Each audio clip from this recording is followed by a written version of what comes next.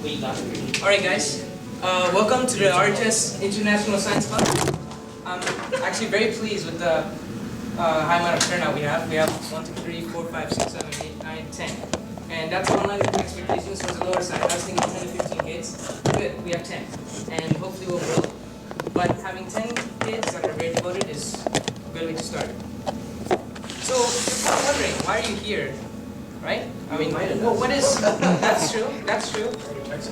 There's also another reason why I feel that we should be here, okay? It's not just for academic value, but the fact that we can change the world through just doing this.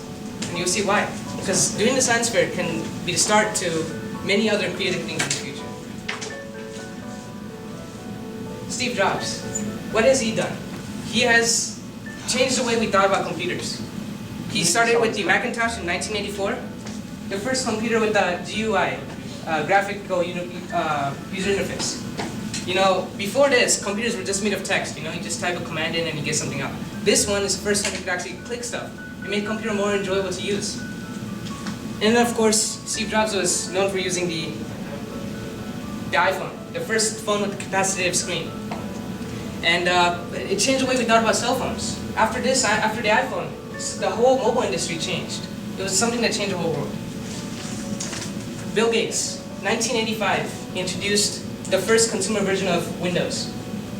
And it changed everything once again. Because when Steve Jobs introduced the computer, sure there was a GUI, but Bill Gates made it affordable, something that the normal consumer could use. Which is why now we have these laptops that from low end to high end anyone can buy.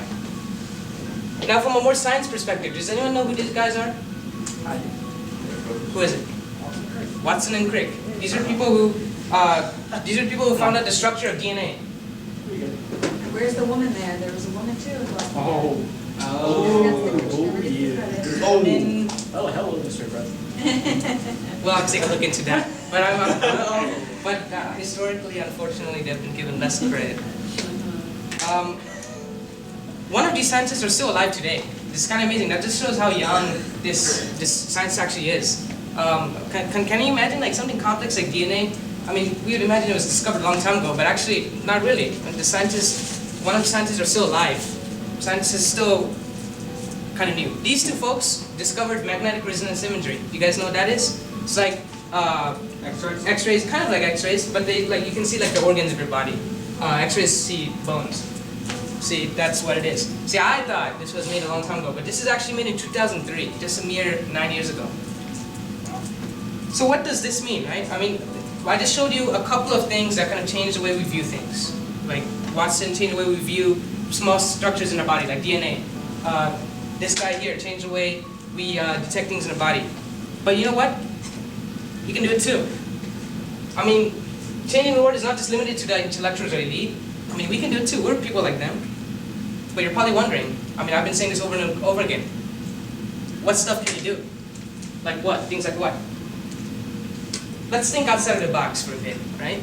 We live in a decently privileged area, the United States. But there's a lot of other problems in the world today.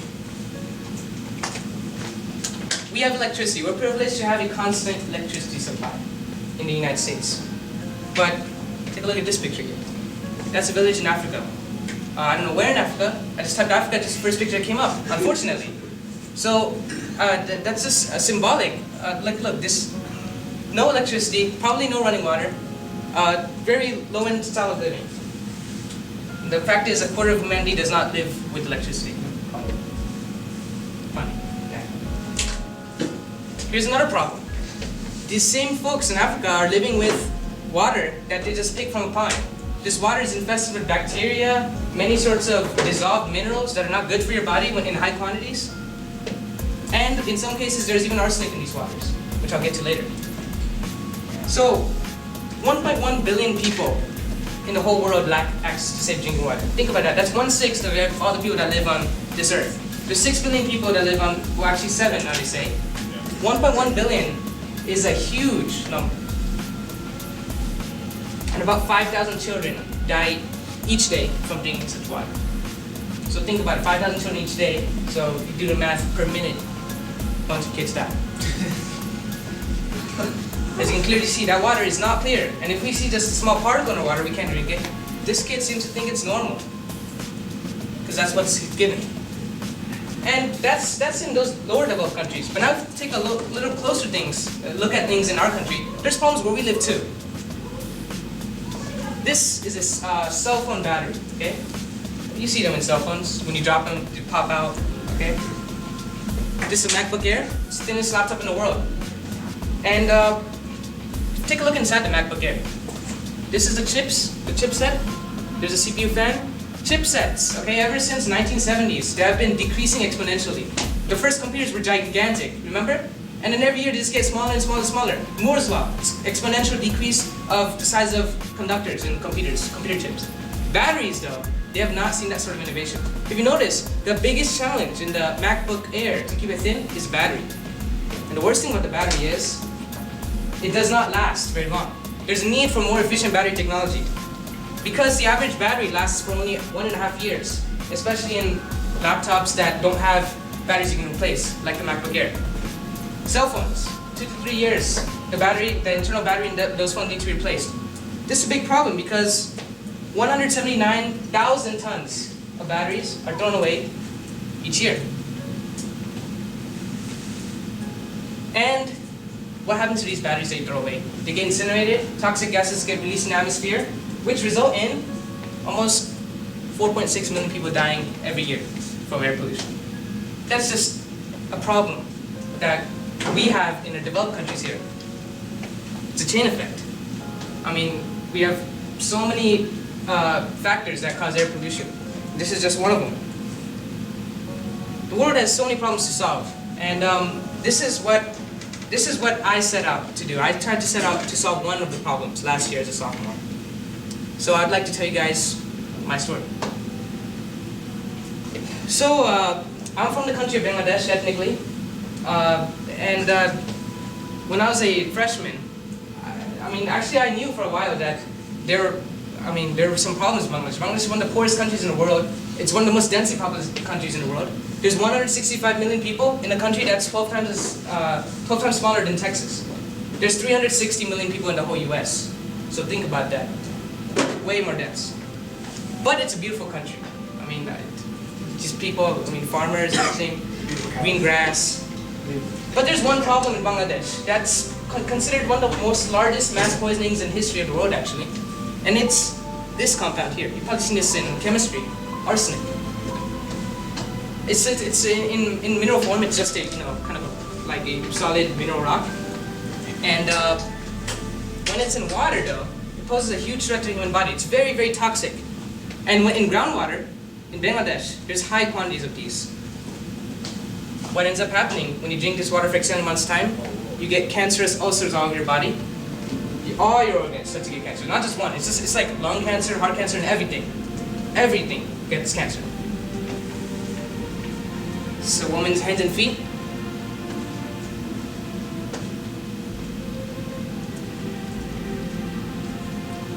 $137 million people in the world are affected by arsenic poisoning.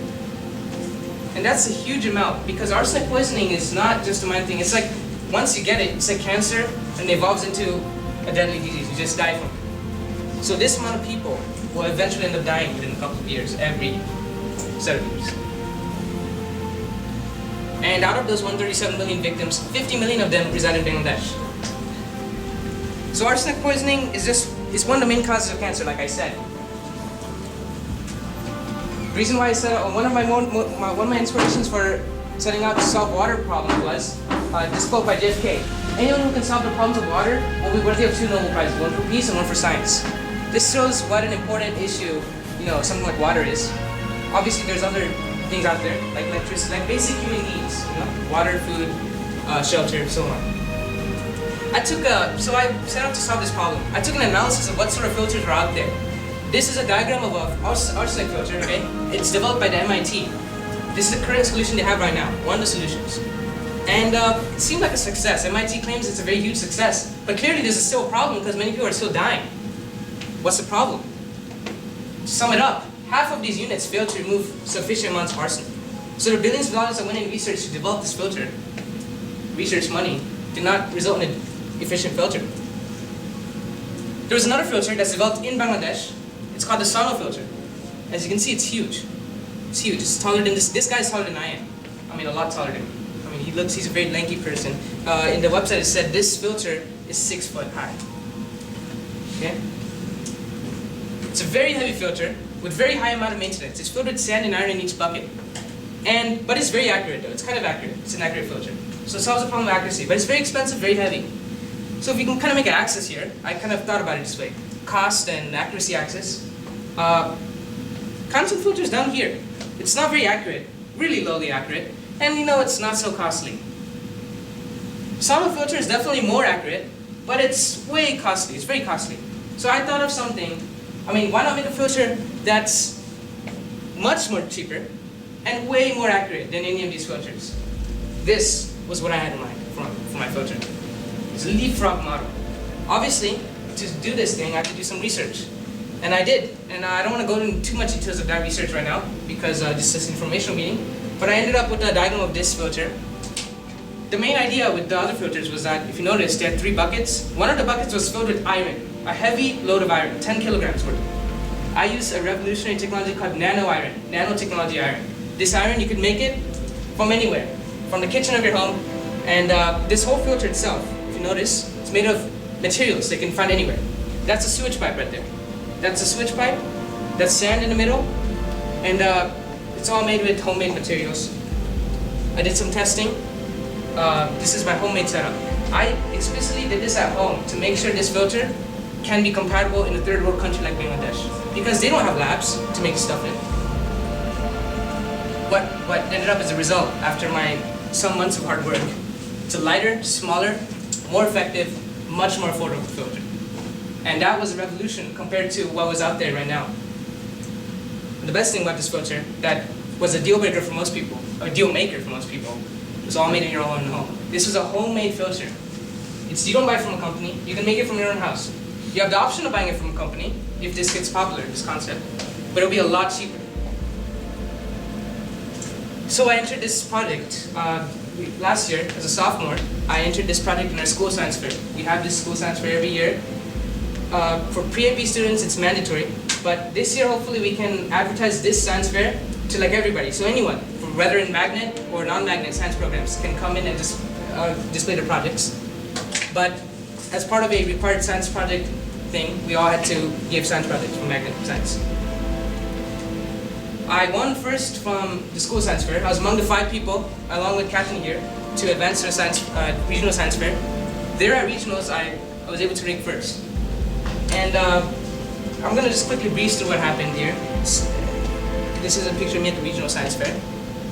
That's my project board right there. See the picture that I just showed you? Low resolution, but those are the exact same pictures I put on my board. Afterwards, I advanced to state fair, ranked first again there. And I was very new to this stuff. I didn't know what was going on, and honestly, I was kind of surprised myself. I was featured in a newspaper for winning first in the science fair. This was just only at the state level. I was not used to this kind of recognition or anything. This is kind of amazing for me. And from there, after winning the state fair, I directly qualified for 4 international tournaments. Out of those 4, I attended 2 of them. If you notice, this logo has been popping up everywhere. This is the Intel International Science Fair. This is the science fair that our school participates in. I believe the deadline, when is the science fair? January 30th. January 30th is when our school science fair will be held. Our school, it's from the school level, then it's to regionals, then it's to state, and then from state, you either qualify to internationals directly, or you have to go through certain processes if you don't directly qualify. I directly qualified to internationals, so I did not go through that middle process. But this is the science fair that we're starting off with. And one of my goals, see this science fair here? This is the International Environmental Sustainability Olympia. This is an international science fair that's mainly geared towards environment and energy conservation. For those of you who plan on doing stuff related to the environment, protecting dirt and so on, this is the project. This is the science fair you can enter in. And through this science fair, hopefully I can enter, I have a goal of entering some people in this science fair, this particular one, through this club this year. And I definitely have a goal this year to send a lot more kids to this science fair. And hopefully you guys will all decide to go. In the Ice Week, this is the international fair. I ranked first worldwide in this fair. And then in the Intel International Fair, which is a bigger tournament, this is a much bigger fair. It's much more prestigious. I ranked third in this one, worldwide. And at the fair, since my project was an environmental project, if you know what the EPA is, it's an environmental protection agency in the United States. They gave me the first place worldwide for sustainable projects. But what's the end result? I got thousands of dollars worth of scholarships and cash prizes. And in addition to that, I got a large amount of recognition for my work from people that I would never dreamed of. These people can help me bring my project to implementation later on. And the best thing is a huge foundation of credibility in the future. What does this mean? Not only will this help you for college, that should be the least of your worries actually. Don't do things just because colleges will accept you to something. That should not be your goal, especially for something like this. But the thing is, when you grow up after college and you go out in the real world, your credibility will have a huge boost because already from high school, you're working on stuff like this. So, what opportunity did I feel was the best here? It's an opportunity to make the world a better place. And that should be the goal for all of us, to make the world a better place. This summer, after the science fair, this is not related to competition at all. I decided to, go to Bangladesh, because I went to visit my grandparents anyways, and to actually do some actual work related to it. This is me talking with the head of the water systems in the whole Bangladesh. That is the sauna filter right there. I kind of took a picture with it. Take a look inside. It's a pretty good piece of technology, but it's very expensive, unfortunately. These are retired heads of state of Bangladesh. I had a chance to talk to them, presented my project there. Then later I traveled to the actual site in Bangladesh where there's arsenic-affected villages. If you can see that, that's like a electric three-wheeled car. I mean, the roads are so bad there, you can't really take a car. It'll just fall off the road and fall up the water. You can't really do that. So I took a three-wheeled electric car. They have a lot of those. You should try sometime if you go there. It's really nice. And that's me up there in this site doing some water tests, arsenic tests. I had an arsenic test kit with me that I bought with some money, and I was conducting some arsenic tests there. This is do you guys know what this is? Anyone? It's your filter. This is not a filter. This is a deep tube well. They don't have those here because we have running water. Over there, these wells have long, deep lines underneath the water, about 300 feet. You pump it like this, you require a lot of strength. These women, they're very, very strong. Every day, they pump out like hundreds of 50 to 100 gallons of water for their families, carry all the way back to their house. They're super strong. I couldn't do it. I mean, I could do it, but I got tired. And so yeah, this water though, unfortunately, some of these wells are contaminated with arsenic. So it's like I said, arsenic is a naturally occurring mineral down in the water, in the rock mineral composites. Since the line goes all the way down there, when the water comes up, it comes up with this dissolved arsenic. It's bad for health. So anyways, this is my filter here. If you notice, it's upside down. I'm kind of washing my filter here. My goal was to set up at least one filter in my trip to Bangladesh and see how it runs. I'm actually still in contact with these people to see how this is working. So far it's working great. That's me just walking, testing. And since I was not going to stay in Bangladesh, I got a group of people together to make sure they would continue my work after I left. That's just me with these people. This group has evolved into an organization I called I-Kormi, means the workers. Kormi is worker in Bengali. Anyways, I plan on going to another place, right here close to the US, which is Mexico. Because now since I'm going on one side of the road, I'd like to come touch base here in North America. This is how my project is going to expand. This is what my plan is. And what's the verdict here? You see all this stuff.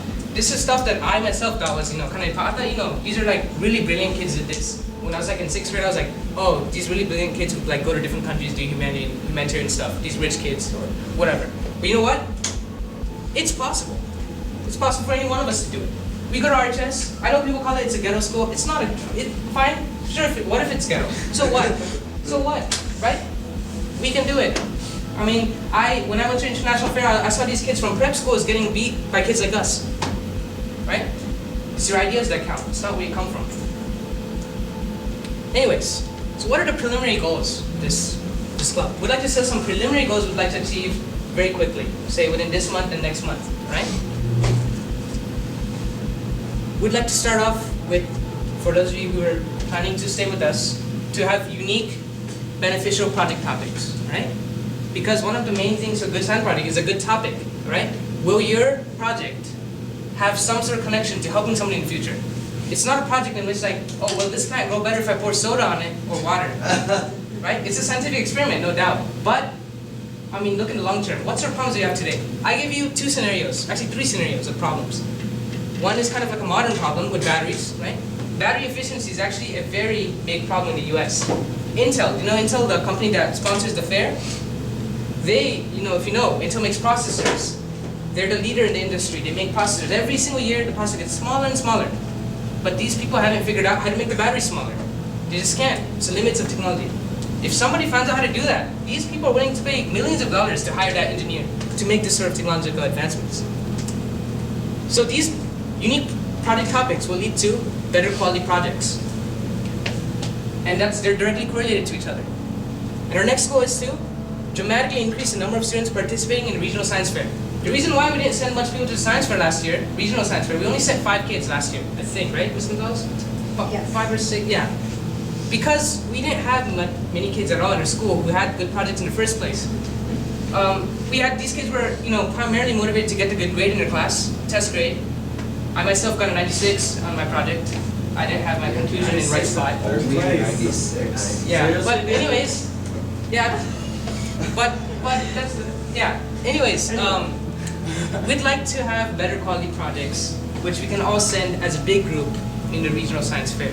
So if you guys plan on doing a really good project, this group, I'm gonna try to make sure that this group gets to go to the science fair alongside the winners from the science fair on January 30th. Because you guys are working specially alongside them. I have many friends from Plano High School, Plano's, the Plano district. They're far ahead of us in this area. They actually have this sort of organization I'm dealing with you guys today. They already have an organization like this. In this organization, they have about 30 kids. These 30 kids go to regional fair every, 20 to 30 kids, every year. When I went to regional fair, Catherine, you saw them too, right? Just a bunch of them. A school bus of them went there, spent a day there and came back. We went with our own cars there. I mean, unless we don't have enough kids, we don't have school, we don't have RISD, support. If we have enough kids with high enough quality project, we can grab their attention and get this sort of funding, this sort of approval, and this sort of identity, identity as a school. And with this, we have committed teams. As you know, in the science fair, we didn't have this sort of infrastructure last year, but you can work in pairs of 2. Science fair allows you to work in groups of 2, or 3, I believe, actually. I did see groups of 3. So 2 to 3 people in one group. So if you guys have one good project idea, you guys can work together. Your school doesn't do that. Yeah, but see, that's the thing. We're going to kind of change the way we do things.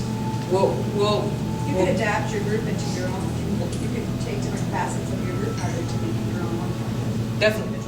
So we're gonna try to incorporate this year into our school.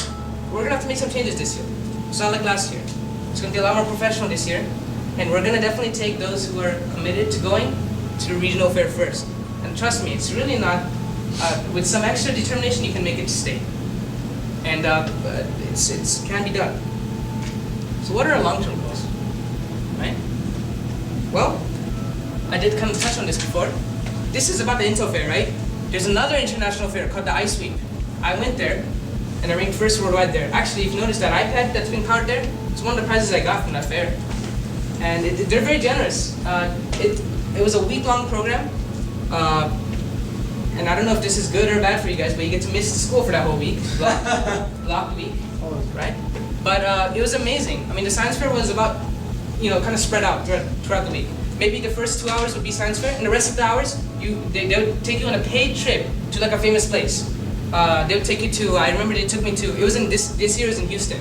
They took me to the Space Center in Houston, and then the day after we went to like this really cool garden place, I forgot, like different museums. Fully paid, they pay for your food, they pay for everything.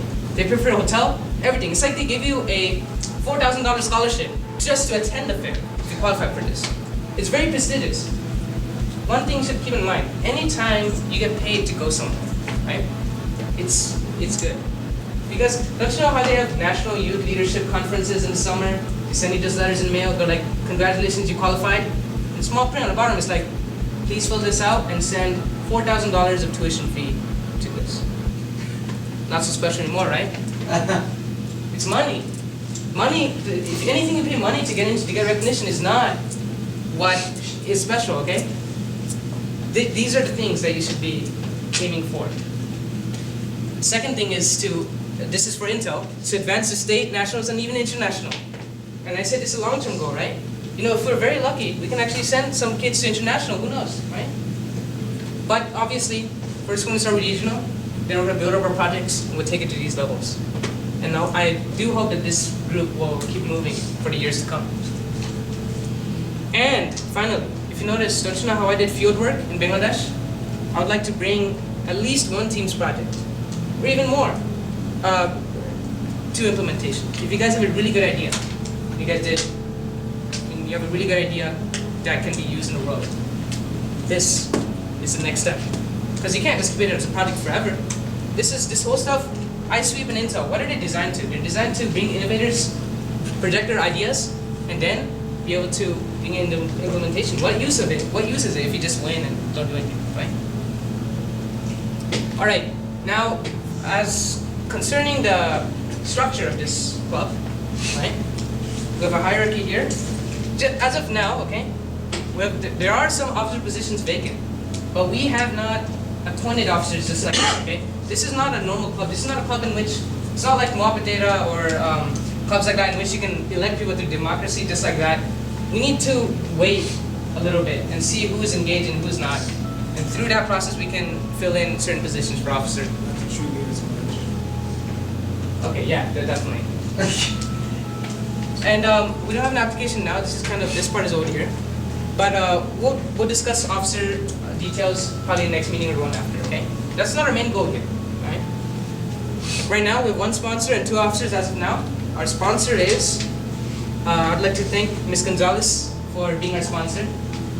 And she has very kindly agreed to, stay after school just for us, for this sort of things. And Ms. Gonzalez... Things to offer Ethan's after school. I am the science magnet coordinator, and I know, and so all of the details of science are here. So.